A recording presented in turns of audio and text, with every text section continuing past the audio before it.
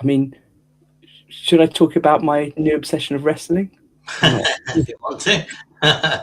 Maybe I should leave it there and people can just guess what that means. Yeah. So hello everyone. Welcome to Guitar Builders Collective Chat. We're on one of those weeks where there's three of us here and we haven't necessarily got a topic. So we're just gonna see what happens as we're chatting. As I've said before, I find it very therapeutic just talking to other guitar builders because I spend a lot of time in my workshop on my own.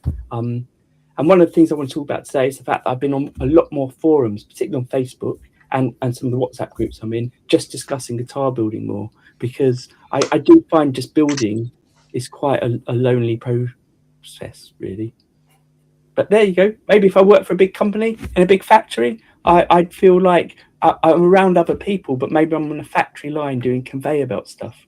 I wouldn't have that creativity. I feel like one of the things about creativity is often can be a lonely sort of place to be in. Maybe that's a pessimistic way to look at it. I don't know. So anyway, if you're new here and you don't know us, I'm Daniel. Below me is Alan, and me is Mark. Alan and myself are in the UK. Mark's in America. We do this every week, and sometimes we have topics on. And right up front, I'm going to say that we've got two guests coming on. I don't know if I've mentioned it to you two. We've got Nick from Petrek Guitars coming back in 2 weeks' time on our Friday normal time stream. He is the guy who studied luthier making in Germany, a proper old school place. You can see our long form hour and a half chat that we had with him in our archive. It's fascinating. It's like proper, like traditional woodworking. I vaguely remember his saying some people spent one of their years, a whole year, just learning how to make fretboards. Just crazy, like proper craftsmanship. And when he first came on, he was talking about a documentary he just made where he'd gone back to his family house, maybe it was his grandfather's house, and taken some wood from a tree there and made a guitar from scratch. And he's just had another series out, which instead of being one long documentary is a series of videos. And what I'll do is I'll try and share it in the Guitar Builders Collective Facebook group in the lead up to when he comes on. He made a series of 4 videos where he was making an electric guitar just using hand tools. But what is great about his channel as well is it's full of very cool tips on guitar building and guitar repairs. So yeah, so he's coming on, and then we've got Kent from Tunguska Guitars coming back the week after. And what I remember about his when he was on is one of the things we talked about were the videos he made for the Great Guitar Build Off. So the videos of him making guitars. We talked about the situation he was in at the time. We just expanded to do sort of what I was just saying, not be on his own building, but to build with someone else. And as far as I know, that's still the situation. But with the Great Guitar Build Off, the videos he made, they looked so cool. They were so well filmed. They were so well edited, and they had a narrative and story to it. And it's because, if I remember correctly, his background is in filmmaking. So it was just so interesting having that kind of different way of making YouTube videos that at the time seemed quite rare. A lot of the videos at the time we had him on that I watched were all people in the workshop demonstrating stuff as opposed to telling stories. I know, Mark, a lot of your videos are very narrative based, or they feel like they're storytelling based anyway. And Alan, you've got your first video went up. Yeah, I decided I'm going to film my build for the Yergs Cup. So I actually put 2 videos up now. I've missed the second one. Yeah, I'll put one up with my plan of what I want to build. I'm quite happy just doing the odd little video here and there. I've never done it before, so. And how did you find doing the video? Because at the moment, obviously, the first video you put up was a tour of your workshop, and this one, if you're talking about your build, it's not a video where you've edited you actually making. But have you started filming any of your making? No, of course you haven't started making yet.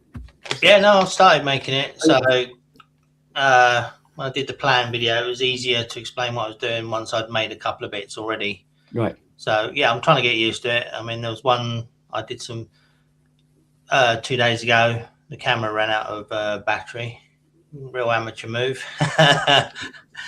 The spare battery that was fully charged was still at home on the desk where I wouldn't forget it. And I've also made one bit when I forgot to turn the camera on altogether because I just can't.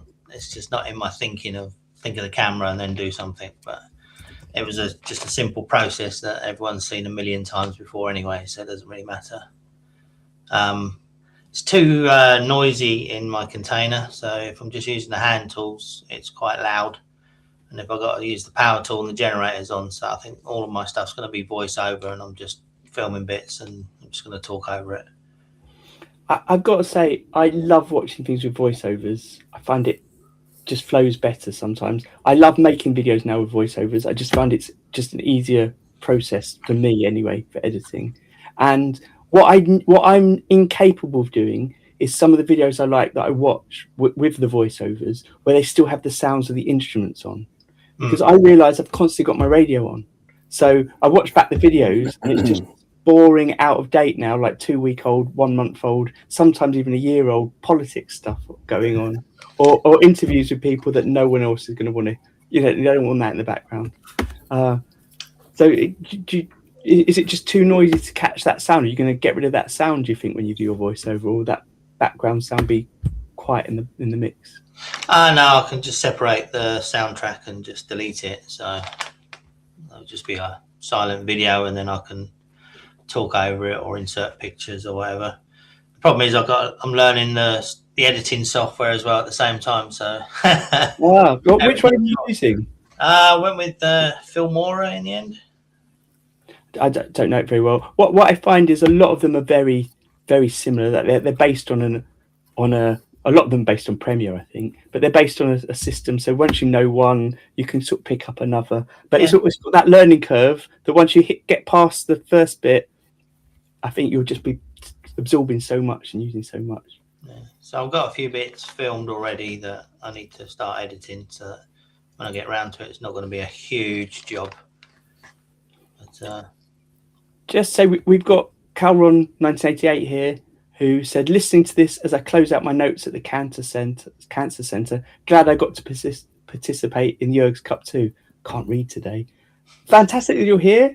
Fantastic you participated. I don't know if people have noticed, but I've been putting up some of our old videos when we were looking back at entries from previous Jurg's Cup. So go back. Calron might be in one of the ones that's just gone up or is coming up this week. Al's talking about the video he's making of the guitar build for the Jurg's Cup. And if you don't know what the Jurg's Cup is, last week's live stream was all about it. But essentially, it's a community build along.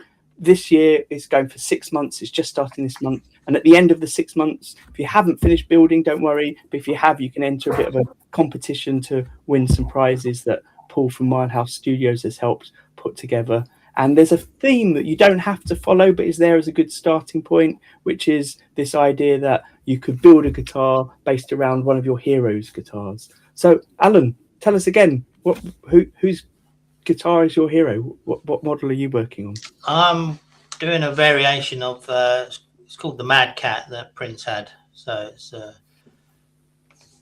sort of a telly Strat sort of hybrid. So it's a telly shape, but they had Strat pickups and a Strat bridge on it. But it's got double binding and it's got a few bits that I've never done before. Itself has just got like a solid walnut spine and then 2 ash wings and then maple top and bottom on both wings as well. But I'm making it a little bit more complicated for myself. So I've replaced the walnut with resin stabilized wood that's in blue, and I'm doing 2 full size wings, but then I'm going to insert some maple instead. So I'm going to route it out and insert it. It's going to have maple panels, and I'll stain the maple blue, and then you'll have the ash will still be the main color, and then it'll have blue binding. And then I'm also looking at not putting a pick guard on either, and actually doing another walnut inlay, and then I can stain that black so it'll look like a pick guard from the distance, but it'll just all be woods on the top. This sounds like so my background is in arts. I still do a bit of art teaching, and it sounds like one of the things I always get my students to do when they're looking at an artist's work. So here, instead of an artist's work, you're looking at a guitar, and it is to use that as inspiration, but not make an exact copy of it. And it sounds like what you're doing, which I think it's a fantastic way forward.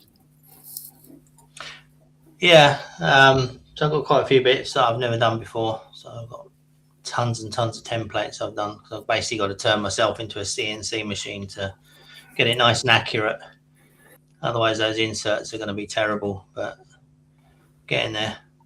I'm also going to rebate round where I'm putting the insert in. So I'm going to put a thin little pool of resin around it as well, because I don't want the blue and the black and everything to bleed. So there's going to be an actual physical barrier between them. And then I'm going to put the inserts in at the back as well. So, and then I've got a fake skunk in the neck, so I've got to make sure everything lines up perfectly as well. So only got to be a fraction of a millimeter out, and it's going to look terrible. But see what happens. 6 months is a little tight, right? Is it all I have? 6 months? Yeah, 6 months. Yeah. Wow. But what's happening then? Are you focusing on that and not finishing the other guitars? Yeah, it's only a weekend, so there's some processes that I need to do to finish the other guitars off.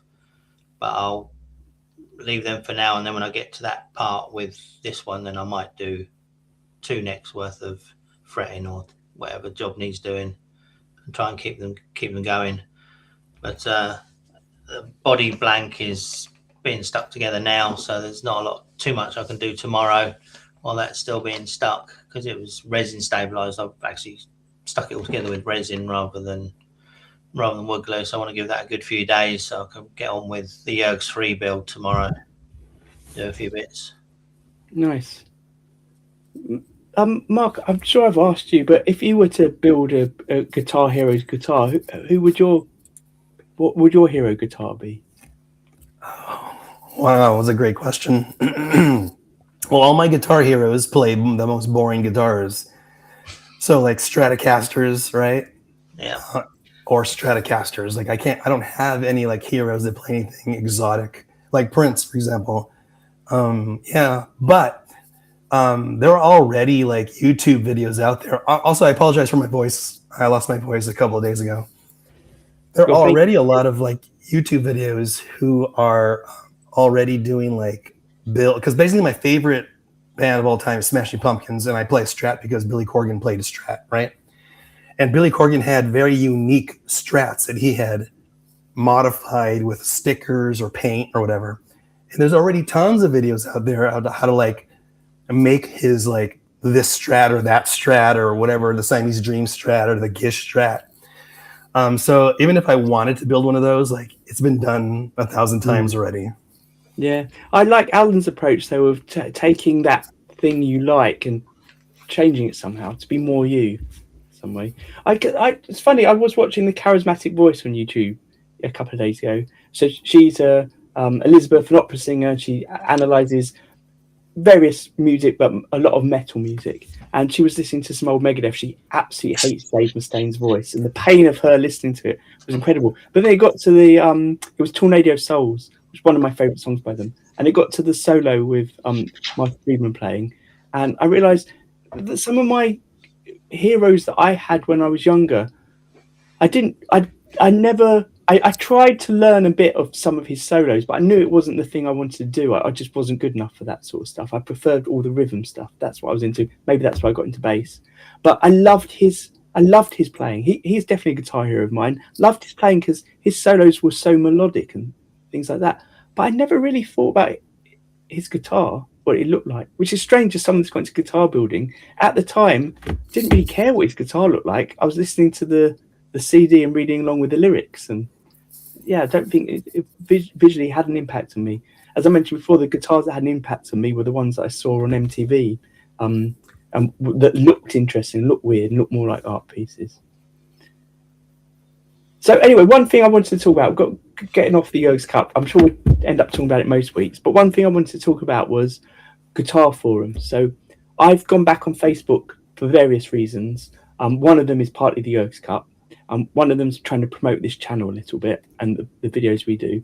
But also, I've got lots of videos I've made that are, I think, helpful for people that guitar building. And one of the videos I've got 2 videos about shielding your guitar. One of them was one I did early on when I was trying to work out if shielding was a thing that was important. And I did what I called a terrible science experiment, in which I took a Strat without strings on it, just the body, and I had really cheap pickups in it, single coils, and they were humming and fuzzing and buzzing and all of this. And all I did is I filmed the guitar from above, where I had a string on a little stick that I could play over the pickups, and I just tested putting some aluminium tape behind it, and then putting some I think I used some really cheap insulation paint, and I did it in the body cavity where the controls is, and I did it behind the single coils, and I did a bit where I had them not connected and then I connected them up, and it wasn't like mega scientific, and the shielding I did wasn't really that well put on, but it made a massive difference. And I constantly get comments on that video about, this is rubbish, you need a proper Faraday cage, unless you're doing a proper Faraday cage or linking all these bits up, it's not, shielding is pointless. And then I've got this other video which shows you how to properly put on insulation paint to make sure you're getting as much contact everywhere as you can, and to how to put on insulation where you're using a tape, because a lot of the tape people use isn't using adhesive on the back that's conductive. So there's a way you can do it to make sure there's a flow all the way through the tape. So I put that video up, and people are always like, insulation's a waste of time, it doesn't make any difference. But whatever they say, that video that I had where I did a really crap experiment where I didn't put lots of effort in and I didn't do it properly, it still made a difference. And that video shows that it makes a difference.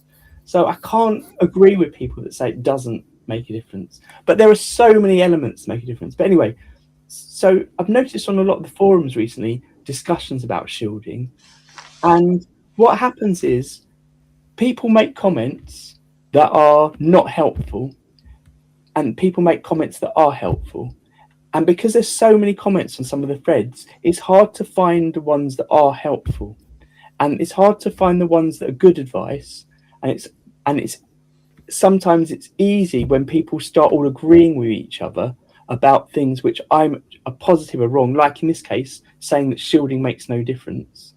When I know it may make no difference to some guitars, but I know it can make a difference. When lots of people start thumbing up a comment that says shielding's a waste of time, and then adding their 2 cents that on their guitar they shielded it and made no difference. Who knows how well they've shielded it? Who knows if they shielded other guitars? Who knows what pickups they had or whatever? That the main voice coming through is that shielding is rubbish. And I watched I've mentioned it last week, I think, the JHS video where Josh is talking about the fact that he's asking in real time in this video ChatGPT to tell him about the history of pedals, and what it's doing is it's picking up things like Reddit threads or these forums, and it's picking up the comments that most people are agreeing with and taking that as fact. So what I'm looking at is now, every time I look at forum, I'm looking at the fact that there's comments that aren't necessarily helpful that are being exaggerated and being brought to the forefront of some of these threads, that now if you ask ChatGPT, it's going to start thinking that's actual fact. And it bugs me. And then serendipitous, I can't say that word, but coincidentally, today I got an email from Jerry Hayes, not a personal email, I'm on his mailing list. Brilliant guy. But he was talking about his problem with forums and the fact that he notices this happening as well. And it's just kind of reinforced this idea to me that I feel that if you're a new builder out there, but if you're anyone doing anything on the internet out there, how do you sort out what's real or not? How do you sort out what's going to be helpful or not? I think all sort of forums, doesn't matter what the subject is, are divisive, and they go that way. I think pick on 1 or 2 people that you trust their knowledge and just go with what they do and just ignore everybody else. But, I mean, since getting into the guitar building, I've watched so many videos, and there are so many bones of contention within guitars, whether it's tone word or thickness of the metal on the bridge, you name it. There's an argument for everything in guitar making. I think I'd take it a step further and never go to forums ever. Like, only use primary sources. So earlier you held up a book, Daniel. That's a primary source, right? If you're going to go find a YouTube video, you see someone doing something with your own eyes and it works, primary source. do not go by word of mouth or forums or anything like that. I say stay away from them. And then with ChatGPT and any other AI, you have to prompt it to say use only primary sources. That way it stays away from forums. So what was interesting about Josh's use of it is he was saying, "Oh, I like what you're saying. Can you give me a source that backs up what you're saying?" And it was saying, "Well, I can't find you a source right now, but this is what most people think. But if you want me to find a source, I'll delve deep for it." And he's like, "Oh yeah, please do that." And they said, "Well, there's loads of books about it, but if you want me to find the book and tell you which one, just let me know." And he's like, "Yes, please do." And it would say, "Well, there's books like this, but it won't actually give a source for what it's saying." It's I thought the funniest bit was when he made up the name of a pedal and it came back and told him the year it was manufactured and what circuits it was based on. Yeah, it doesn't exist. Yeah, but it was so convincing that you could see him go, "Did I accidentally tell them an actual pedal that I thought I'd made up, and maybe it was real?" And he had to go and check. Yeah, it's crazy. What I try to do as well is if I feel like what I'm saying might be helpful, then I try to link to one of my videos about the topic so I can demonstrate it. But sometimes my videos then get taken down from these forums because I'm accused of self-promotion. But I am self-promoting because I'm showing my video, but I've made that video because I want to help people. I mean, I don't make money out of YouTube, really. I've got a few videos that have earned me a couple of £100 over 10 years. That doesn't count. That's not earning money. If you look at how much time I spent making those videos, yeah. But I think those videos are helpful. And I was saying off air to these guys that I was on one the other, or maybe it was yesterday, and they were talking about a problem someone was having with SprayMax. So SprayMax is a product that I love. I've made videos about it before. I use it a lot. I must have used hundreds of cans of it, and I've used it on, I think, at least 20 guitars, maybe more. And I've used different versions of it, and I've used it over different products. So I feel like I've got an experience of it that obviously isn't the definite experience. Other people may do the same things I do and have a different outcome. But what I saw in the comment thread was people saying you definitely can't do these things together. It will never work. Even though I've done those two things multiple times, like many times, and it does work. And then I started doubting myself because so many people were agreeing with this person that maybe they've all had the same problem and I've just been really lucky and never had it. Or maybe they're just agreeing with him because he said this in such an authoritative way that they're just thumb-upping what he's saying. So I just don't know. And it was quite hard to chip in. So I just chipped in with my 2 videos on it and on the other product they were saying, and saying it works for me. If you follow this process, it might work for you. Many years ago, I remember Robert Llewellyn. Is it Robert Llewellyn? Is he the guy that played Crichton in Red Wolf? Yeah. So for, early days of podcasting, he started doing video podcasting where he would go in a car and he would drive people from one place to another and talk to them about things. So they were often other actors and comedians, but he was really into the environment and technology. So it would often be people that were involved with designing wind farms or electric cars. And it's basically what that Jerry Seinfeld thing became. I think they even bought the rights of him. I'm not sure. But I remember him saying that he was an early sort of adopter of YouTube and interviews and things, and that what often happened in the comments threads was it would result to people slagging each other off very quickly. And he had the example that even if you watch a video of 2 cats playing this innocent thing, it would very quickly go down to someone calling the other person a word that Corey might like each other. And it's true. It's just crazy. But what I wanted to say here was that Guitar Builders Collective forum doesn't seem to have that in. It's a great, very supportive group. I'm not just saying that because it's sort of what we're connected to. I think it is a good forum. So that's a definite one to work to like check out. That's actually pretty rare then. I mean, we got something good going on there. Yeah, I think so. There's a few of the forums I've been on. I do find people helpful. I've just had this sad situation where I've seen someone say, I've got this problem, what do I do? And someone's given some advice, and they were the first person to respond. And this person's instantly gone and followed their advice. And then you just see the rest of the comment thread say, no, don't do that. Definitely don't do that. This is what you don't do that. And then the vote comes back and said, oh, I've already done it. And it's fucked everything up. Yeah. Maybe there's if you put something in a forum, wait a couple of days to get multiple responses. And then, as Mark says, double check them if you can. Yeah, no, I think go to someone you trust or like a source, because I've been looking at different pickups. So I've been speaking to Glyn directly because, you know, he's in the Guitar Builders Collective, but he's a pickup maker, so I can trust what he's saying rather than just some person you've never met before just coming out with something. If you don't know who Glyn is, Mr. Glyn's Pickups in New Zealand, he just put an advert out, or not a post up, saying that at the moment, because of the value of the dollar, New Zealand dollar, it's cheaper to buy his pickups at the moment if you're in America and Australia. So buy them now. I also noticed he put a post up last week saying, since starting Mr. Glyn's Pickups, and not including all the pickups he made in the many, many years before then, but since officially starting Mr. Glyn's Pickups, he's made 3,000 pickups. Whoa. Yeah, fantastic. That's a lot.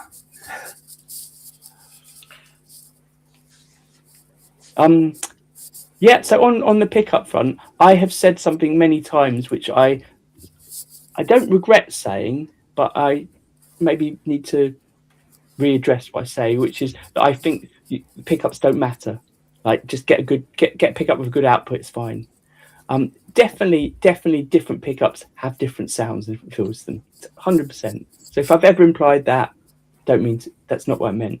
But what I mean is, as long as you've got good sound coming out, you can do so much with your off-board stuff that you can control it and EQ it and change it.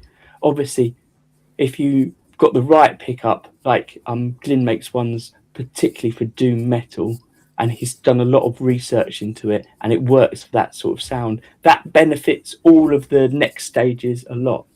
But I remember seeing Glenn Fricker just demonstrating with various pickups, going through a high gain unit, that it made no difference. Like even the same guitar changing the position made no difference. And I've got down here one of those Yamaha, I can't remember which model this one is, little Yamaha portable amps, and I noticed that when I put various pickups through it and I've got the high gain setting on, you don't hear the difference when you change your selector switch. I thought when I was testing a guitar, I'd wired it up wrong because I was changing the selector switch and the sound didn't seem to be changing. But then I just put it on the clean and there was a massive difference. So, but it's different for doom, like that genre of metal, like doom, sludge, or stoner metal. They don't use high output pickups, nor do they use high gain amps. It's a more traditional, like historic distortion sound, like through like almost like vintage amps.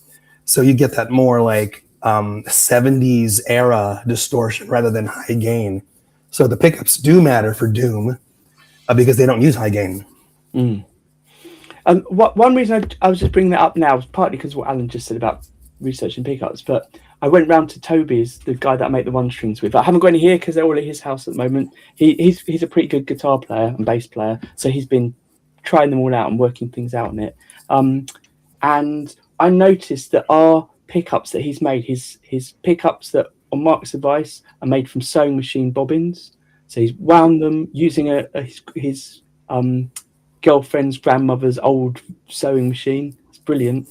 He's put magnets in them. They're really hot.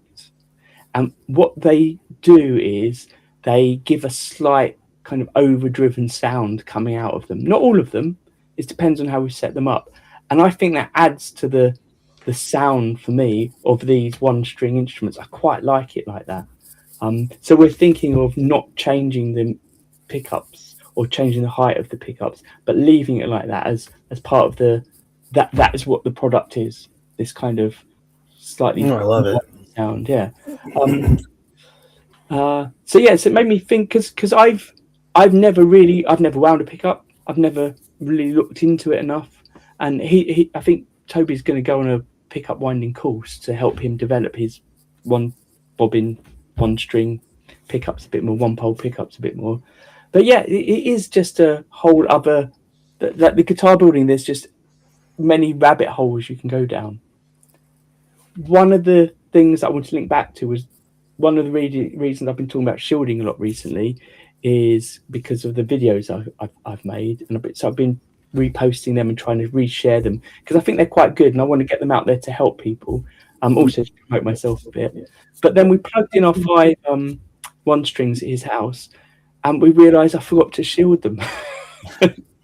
So we shielded behind in the little bobbin cavity, but we didn't shield in the control cavity. You can definitely hear that they're not shielded. So he's currently painting the shielding in, and we're going to see what difference it makes. But it was really interesting because someone put in one of the chats what you can do to check how bad the shielding is put your phone near your pickups, and you'll hear the phone coming through. Now, I remember 20 years ago when I used to rehearse at a particular studio, I'd always leave my phone on the amp when I was playing, and before a message came through or before someone rang me, the amp would go bap, bap, bap, bap, bap, bap, and you'd hear the signal coming through. But that's different. That's like the stuff coming off of your phone is not 60 cycle hum. This is like EMF. No. Yeah. It would be picking up, yeah. And I was saying, I thought also new phones didn't do that anymore. But it started happening when we were playing with these hot pickups at his house. And what was really interesting was just the experience of having, because they're so small, you could really easily move them around the room and rotate them very slightly, and how the sound changed dramatically of the 60 cycle hum depending on the angle it was at. And I don't think I've ever observed that so much, because when I've had the problem with a guitar or bass, it's been on my desk or I've been playing it, and it's not as easy to just sort of flip it round. And well, we had a long lead, and I was walking out the room into another room and seeing what happened through the walls. Yeah, it was fascinating. That's cool. Again, I don't know the science behind it. It was just a weird anecdote that I'm telling you here. But yeah, shielding, definitely cool. Hey, since we're on the topic of pickups, I got something to share. A pickup. So I've been working on a new guitar design in CAD. Everything starts off in CAD. And throughout the years, I've always been disappointed with pickups because of the route. Like, we're stuck in that square rectangular route. So boring, another rectangular route. And for me, like, the design language doesn't change if you're stuck in that rectangular route. So I went on a journey to see, well, what other shapes can we make pickups into, and I went left and right. Anyway, ended up, it's the same design, but what I wanted something to look different. I wanted it to look industrial. So what I did was I did some research, and I found a pickup manufacturer that designed a pickup where the bobbins are turned on their side, and I loved that look. So I thought, well, why don't I just do that, build it? And so I did.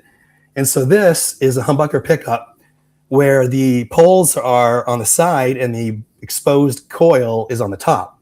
And it actually works. Like, oh, sweet. It works. Yeah, but it looks different. It looks so flipping cool. The magnets are in the middle, by the way.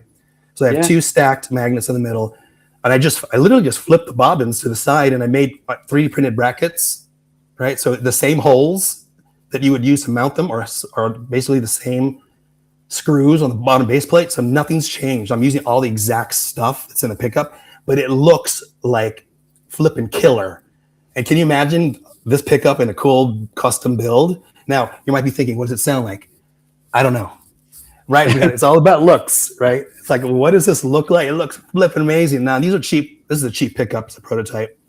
But imagine like really cool bobbin colors, really awesome exposed wires. I mean, it just looks amazing. Yeah, it does. And this is what I've been looking for, something different that looks cool that you can put in a custom build to make it look custom.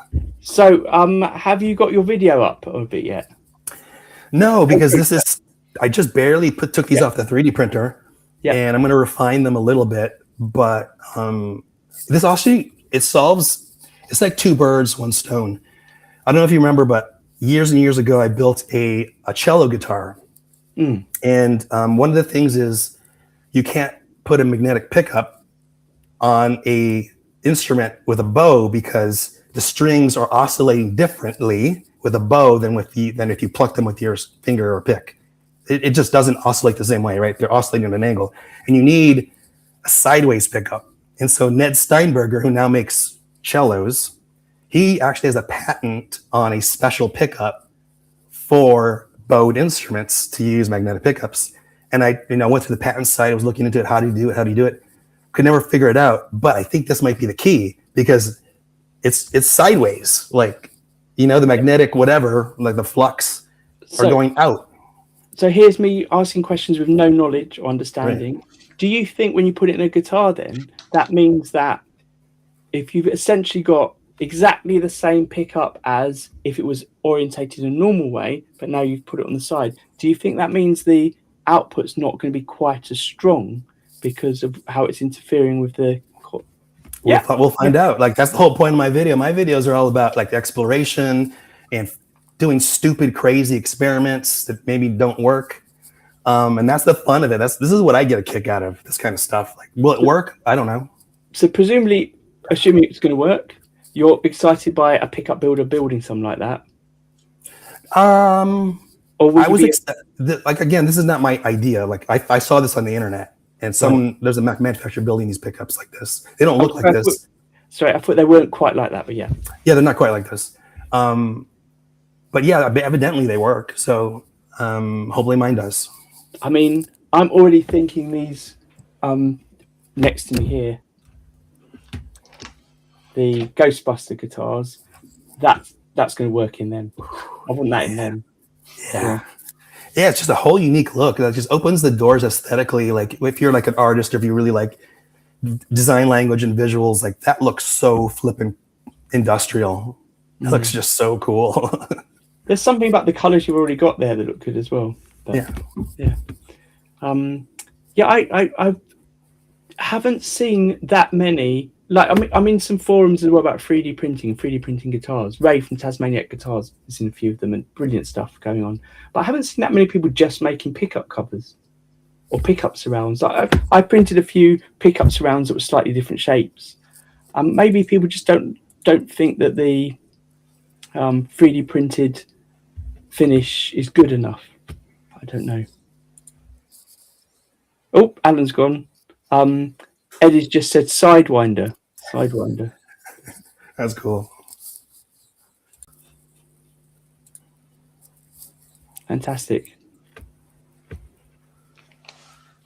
Yeah, I've not got enough experience building to experiment too much with pickups. Although I want to get hold of one of Glyn's Pandora pickups. That's the 3-in-1. So it's been wound, and then he's got an outlet, and then he keeps winding, and it comes. So he's got 3 different outputs from one single pickup. Yeah, that's a cool idea, isn't it? Yeah. It's like a coal split with a coal tap, but sort of all ready for you to go. Yeah, I was thinking of putting that in this build. So for the Yerg's Cup as well. Then I need to find a decent neck pickup to go with it then.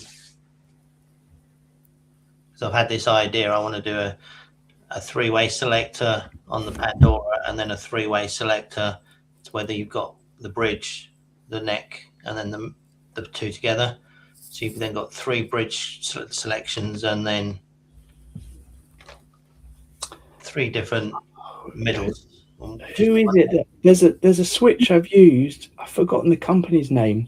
So it looks like a normal 5-way selector. I don't know if they do a 3-way version. I can't remember. I think they might do a 3-way. It looks like a normal strap slide pick, but you can tilt it as well. So as well as going...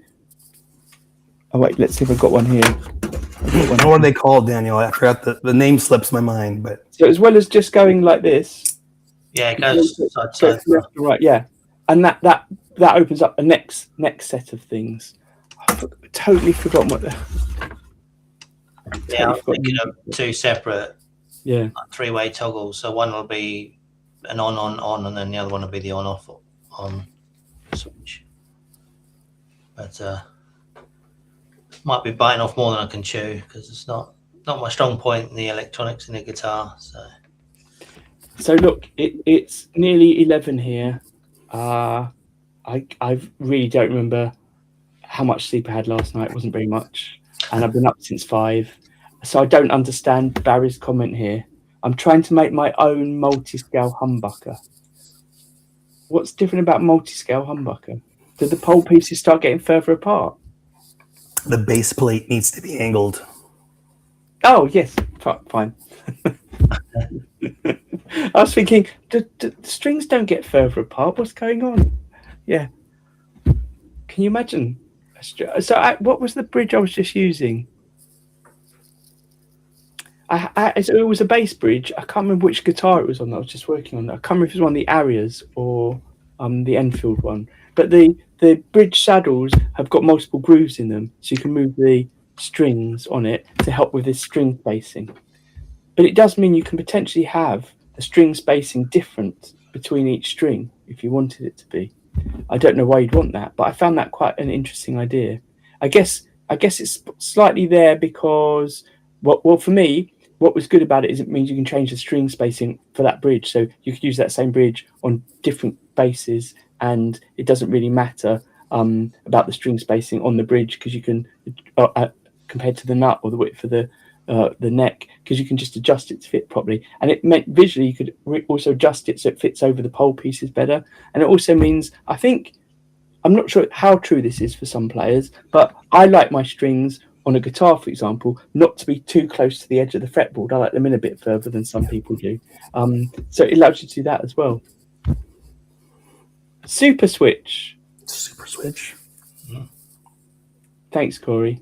Hey, on one of the forums, some guy put up a picture just saying, what is this neck? What do you call this neck? I want to find out more. And it was basically, it wasn't a Corey neck, but it was someone that made a neck like Corey's, like multi-laminates. So I just directed them to Corey's It's All Good Guitars YouTube page. Said, go and watch someone building them. I'm representing Corey tonight, so. Oh, no. Nice.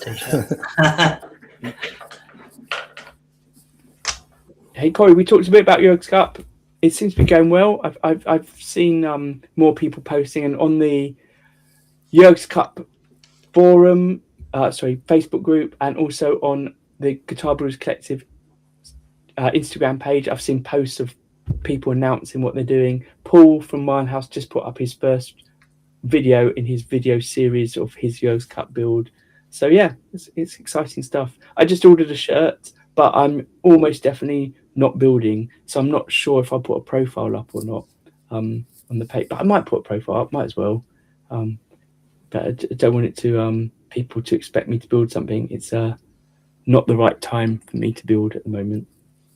Yeah, there's 23 builders registered now. So yeah, amazing. So look, on that note of it doing well, just before we say goodbye, just a reminder, in 2 weeks' time, Nick from Petrek Guitars. The week after that, we've got Kent from Tunguska Guitars. Next week, I haven't said this to everyone yet, next week I may well be on a train in the period we're meant to stream. But I won't know that, I don't think, until the day before, 2 days before. So there either might not be a stream, or there might be one, and it might be me at a bus stop or a train station. But hey, annoyingly, the way it's set up, I need to be the person that starts the live stream. But then I can always just be like I don't have to be on the stream. Other people can be there. I just need to be there to start it. So if anyone else wants to just be here and natter on, as I always say to people, you're more than welcome. I had a chat with someone recently who's bought one of my fretboard radius tools, who's just got into guitar building, and he was saying how much he's enjoying the stream. So yeah, people that are new to building, brand new to building, can come on and tell us why they want to build. People that have been building for years and are jaded with it can tell us why they're jaded with it. And people that still love it tell us why they still love it. Yeah, and I can tell you about why I like wrestling. Right, okay. Thank you, everyone, and see you all maybe next week or the week after. Bye. Bye. Bye.